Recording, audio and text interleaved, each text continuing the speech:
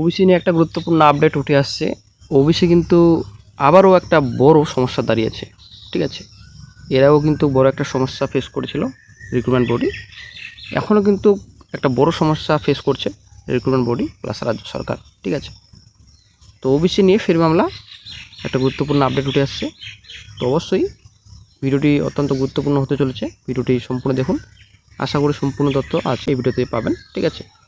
তো পিএসসির কথা বলছি, এসএসসি, ডব্লিউপি, এদিকে আপনাদের পঞ্চায়েত রিক্রুটমেন্ট রয়েছে, ঠিক আছে। আশা করি আপনারা জানেন এই মাসেই নোটিফিকেশন আসার কথা ছিল, কিন্তু ওবিসি জট তো কাটছে না। নোটিফিকেশন কীভাবে প্রকাশিত হবে, এখানে 7% নাকি 17%, এটাই হচ্ছে মেন পয়েন্ট। তো নিয়োগ বিজ্ঞপ্তি বর্তমানে কিন্তু আটকে রয়েছে, প্লাস আটকে যাচ্ছে, ঠিক আছে। এই যে পিএসসির কথা বলছি, পিএসসির আপডেট দেবো, অবশ্যই ভিডিওটি সম্পূর্ণ দেখুন। এই যে সুপ্রিম কোর্টের নির্দেশ কী আসবে সেটা কিন্তু 8 তারিখে দেখার বিষয় রয়েছে। রাজ্য সরকারও কিন্তু এই বিষয়ে চিন্তিত, প্লাস রিক্রুটমেন্ট বডি। তো এর আগে আমরা দেখেছি রাজ্য সরকার এই যে ওবিসি ম্যাটার রয়েছে, ওবিসি মামলা কিন্তু তুলে নিয়েছে, ঠিক আছে। তো ওবিসি মামলা তুলে নিলেও কোনো কিছু কিন্তু হয়নি এখন পর্যন্ত। সুপ্রিম কোর্ট বন্ধ রয়েছে, আগামী 8 তারিখে ওপেন হবে। তো হয়তো সেদিন একটা গুরুত্বপূর্ণ আপডেট পাওয়া যেতে পারে, সুপ্রিম থেকে কী নির্দেশ আসে, কী রায় আসে, সেটার অপেক্ষা কিন্তু আমরা সবাই রয়েছে, ঠিক আছে। রাজ্য সরকারও রয়েছে, প্লাস রিক্রুটমেন্ট বডিও রয়েছে। পিএসসি, এসএসসি একটা গুরুত্বপূর্ণ, ঠিক আছে। পিএসসি, এসএসসি আমাদের যে রাজ্যে রয়েছে রিক্রুটমেন্ট বডি, তো রিক্রুটমেন্ট কিন্তু প্রচুর রয়েছে ভ্যাকেন্সি, ঠিক আছে। তো এদিকে ওবিসি সমস্যা অনেক দিন ধরেই রয়েছে। এর আগে রাজ্য সরকার তো কোর্ট অফ সুরা করে দিতে পারেনি ওবিসি। তো এই নতুন রাজ্য সরকার তো অনেক মামলা সলভ করার জন্য তো ওবিসি মামলাটাই তুলে নিয়েছে নতুন সরকার, ঠিক আছে। তবুও কী হয় 8 তারিখে, সেটাই কিন্তু দেখার বিষয়। 8 তারিখে হবে না, আরও লেট হবে, সেটাই হচ্ছে ব্যাপার। তবে একটা বিগ ব্রেকিং নিউজ উঠে আসছে যে ওবিসি সংরক্ষণ 17% থাকবে নাকি 7% হবে, এবং 142টি সম্প্রদায় ওবিসি স্বীকৃত বহাল থাকবে নাকি শুধুমাত্র 66টি সম্প্রদায় থাকবে। এই দুই প্রশ্নকে কেন্দ্র করেই কিন্তু কলকাতা হাইকোর্টে একটা জনস্বার্থ মামলা দায়ের করা হয়েছে।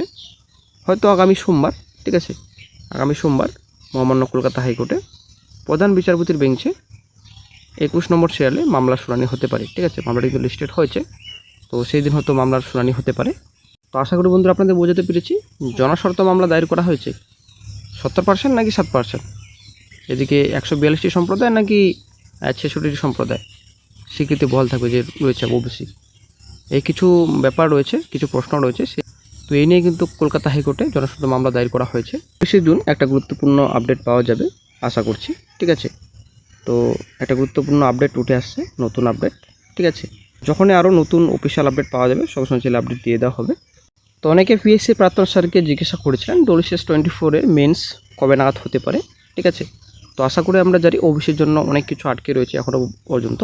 তো স্যার রিপ্লাই দিয়েছেন আগে প্রিলিমসের খাতা দেখা হোক, তারপরে মেন্স, ঠিক আছে।